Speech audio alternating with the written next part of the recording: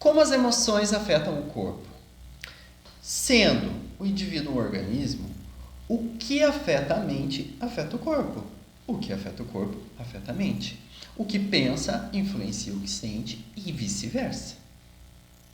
Você está no canal Viva Seu Flow, eu sou o Diogo Oliveira, seja bem-vindo. Então vamos lá, vamos entender isso. Toda ameaça ou situação de pressão, ele vai produzir um estado de tensão no corpo. Essa ameaça ela pode ser externa, quando ela vem, por exemplo, de relação com outras pessoas, de um sistema social, ou de situações vividas. Ou essa ameaça ela pode ser interna, de sentimentos, emoções ou excitações maiores que o organismo pode dar conta, né? Quando a pressão é aliviada, a tensão normalmente ela desaparece. Então, eu tive uma situação de pressão, de ameaça, e ela passou. Eu volto para o meu estado normal. Tá tudo certo aí, ok? Porém, tem situações que elas são muito traumáticas. Ela tem uma intensidade muito grande, então ela vai gerar um trauma, ou ela tem um número de repetição, uma persistência que essa ameaça que a pessoa sentiu vai persistir, certo? E aí o que acontece? As reações posturais que a pessoa teve naquele momento que ela sofreu aquela ameaça, como contrair a musculatura, prender a respiração, se encolher, se esconder, colapsar, crescer para enfrentar, seja qual delas for, essa postura ela vai se tornar uma parte contínua do indivíduo. Porque assim, é como se assim, aquela resposta que ele teve, aquela ameaça, manteve ele íntegro, manteve ele vivo, fez com que ele sobrevivesse. Então ele entendeu que aquilo funcionou. Mas aquela ameaça ela foi tão grande que mesmo quando passou a situação, ele manteve aquela sensação. E por consequência ele mantém aquela resposta corporal que ele teve lá. Então, essa atitude que ele teve, essa tensão crônica que gerou ali, vai ser uma atitude física inconsciente dele. Ele acaba adotando aquela postura. E no que isso vai resultar para a pessoa? Vai perturbar a sua saúde emocional, certo? Porque assim, vai reduzir a vitalidade, vai diminuir a energia, vai comprometer a forma de se expressar dessa pessoa, vai comprometer a sua espontaneidade, que deixa de ser natural, e vai afetar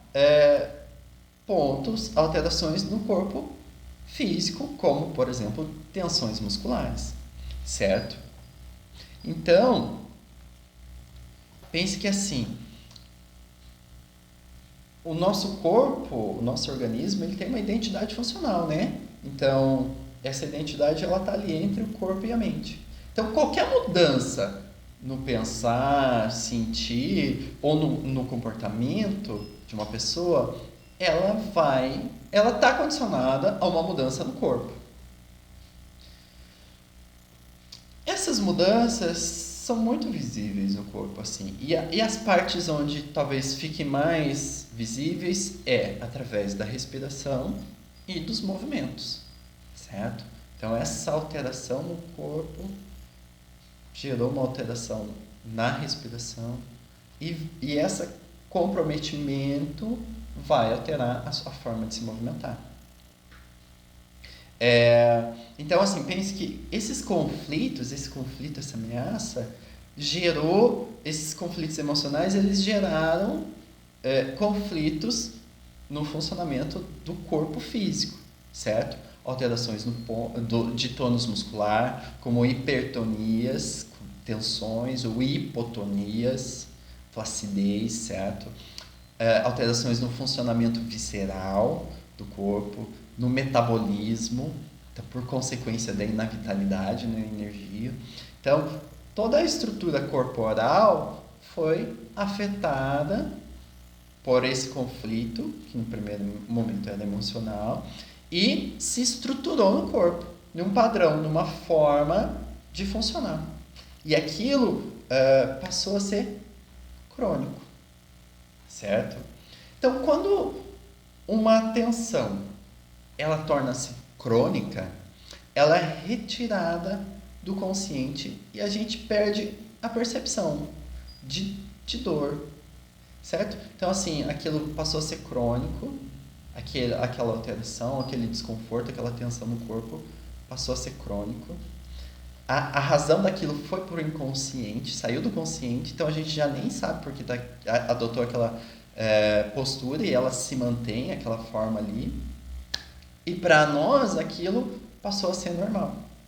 Acabou se tornando o nosso normal, aquela postura, aquele formato de corpo ali, né? Então, assim, com o tempo, essas defesas, tanto psicológicas quanto corporais, que serviu para nos manter íntegros, para a gente sobreviver, elas que serviu, né? Essa defesa ela serviu para proteger da dor e do estresse. Então ela gerou um padrão corporal. Ela foi para o inconsciente, mas aquela alteração corporal gerou um padrão de funcionamento e um padrão de comportamento. Porque junto com isso veio uma forma de se comportar, né? Então eu tenho uma alteração física e emocional junto que vai gerar um comportamento, né? Então, a partir do momento que eu criei um padrão de comportamento, um padrão corporal, um padrão de comportamento, eu limitei a minha capacidade de ser livre, de ser pleno, de buscar satisfação nas minhas necessidades. Então, ele passou a funcionar, deixou de funcionar de uma forma livre para funcionar dentro de um padrão. Então, já não é mais livre, já não tem essa busca da necessidade, do prazer de uma forma livre, porque está encaixado dentro de um padrão. Então, assim, esse formato de corpo que a gente tem é uma forma que o nosso corpo, que o nosso ser encontrou de nos manter íntegro diante de alguma ameaça. Então, assim, sentimos a ameaça, o nosso corpo respondeu de uma forma, nos manteve íntegro, vivo. Então, ele entendeu que, opa, funcionou. Então, vamos adotar este padrão. E aí, isso acaba virando um padrão de comportamento. Esse padrão de comportamento faz com que a gente responda às questões da vida sempre da mesma forma. Porque a gente criou um padrãozinho. A gente não tem mais um funcionamento livre. A gente tem um padrão. Então, a gente responde a diversas situações da vida no mesmo padrão. Sendo essas situações ameaças ou não. Então, às vezes, é uma situação que poderia trazer benefícios, poderia ser prazerosa, mas a gente responde naquele padrão de comportamento já pré-definido, limitado ali, né? Isso faz com que a gente atraia sempre as mesmas situações na vida. Sabe aquele padrão de repetição ali, que a gente vai atraindo na vida? Pô, muda, mas sempre vai vindo aquela coisa. Então, isso é atraído de acordo com essa nossa forma de ser. Para quê? Qual que é a função disso? De mostrar que, opa, tem alguma coisa que não está funcionando bem. Tem alguma coisa que, vamos dizer assim, está errado. E o objetivo é a gente olhar para aquilo, achar uma resolução para aquela situação, gerar uma cura para aquela situação que deu origem a esse padrão de comportamento, certo? Então, assim, gerou uma ferida, gerou uma dor, gerou aquela ameaça que deu origem a esse comportamento. Então, assim, quando eu começo a repetir situações que estão muito me levando a olhar para essas questões, então é uma oportunidade que eu tenho de estar buscando, de alguma forma, curar aquele trauma, curar aquela dor, aquele sentimento de ameaça que eu tive, para que então eu possa me libertar daquele padrão gerado por conta disso. É aí a hora que a gente sai do padrão. Entendeu? Por que é tão difícil às vezes mudar um comportamento? Porque esse comportamento ele está enraizado, está embasado em alguma situação de ameaça que o corpo viveu lá atrás. Enquanto eu não olho e não curo, dificilmente eu vou conseguir mudar esse padrão de comportamento. E isso funciona para o padrão de comportamento, tanto nos padrões de comportamento, quanto para o formato do corpo. Por que é tão difícil para a gente alterar o nosso corpo, como, por exemplo, sei lá, emagrecer ou ganhar peso? Porque ele está atrelado a aquele formato de corpo está atrelado a alguma ameaça que o corpo vivenciou em algum momento da sua história e achou uma forma de se defender que funcionou e ele manteve aquele padrão, certo? Então, por exemplo, vou dar o meu exemplo assim, né? Eu sempre tive muita dificuldade de ganhar peso, eu era muito magro. E assim, comecei a fazer academia, treinava direitinho, suplementava, ganhei um pouco de peso, mas mesmo assim eu tinha dificuldade de ganhar mais massa, de ganhar mais peso ali.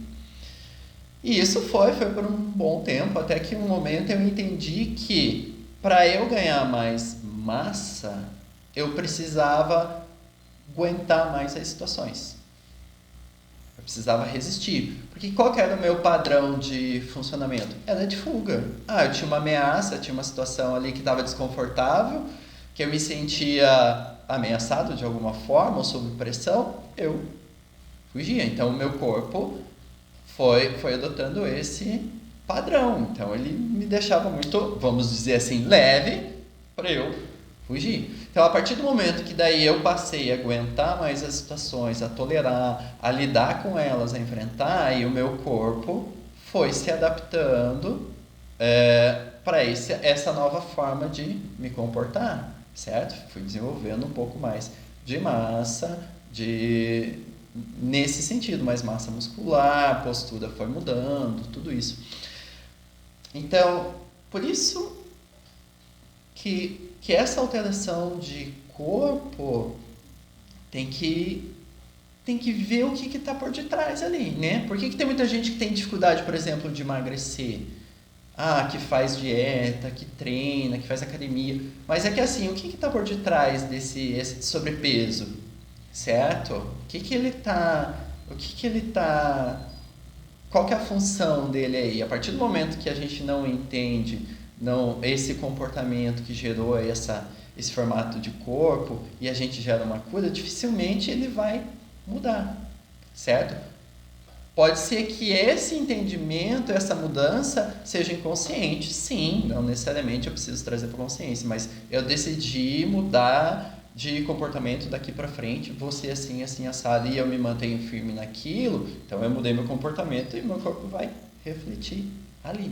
Assim, de uma forma positiva ou de uma forma negativa. A partir do momento que eu falar, desisti da vida agora, já cansei de lutar, de batalhar, as coisas não dão certo, o teu corpo vai se entregar também e vai definhar, sabe? Então, é isso.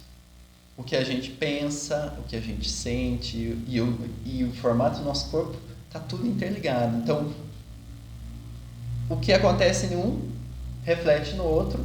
Para eu conseguir a alteração de um lado, eu vou ter que mudar alguma coisa ali. Certo? Muito doido, né, pessoal? Mas é uma forma muito simples de entender e de ver este corpo. Por que ele tem essa postura e por que ele tem essa forma ali. Qual que é? O que está por detrás ali. Tá bom, pessoal? Se você gostou desse vídeo aí, deixa seu like, se inscreve no canal, tem muita coisa legal aí para ver. E compartilha com seus amigos aí. Tá bom? Grato.